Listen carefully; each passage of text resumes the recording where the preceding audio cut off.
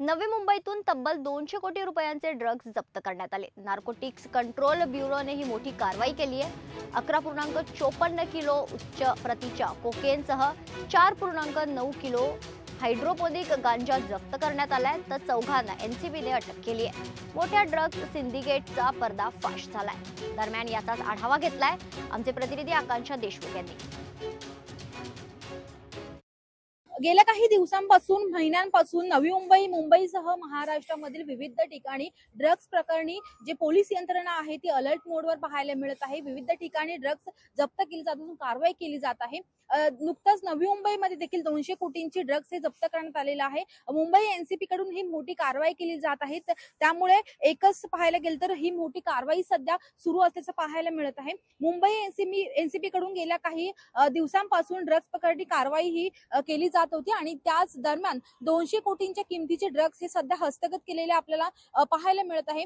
पोलिसांच्या छापेमारीमध्ये 11 kilo cocaine किंवा 4 kilo hybrid स्टेन अशा प्रकारचे हे ड्रग्ज हे सध्या जप्त केलेले आहेत। पाहायला गेले तर मुंबई एनसीबीने ही कारवाई केली असून यामध्ये आतापर्यंत 4 जणांना अटक करण्यात आलेली माहिती सध्या मिळत आहे।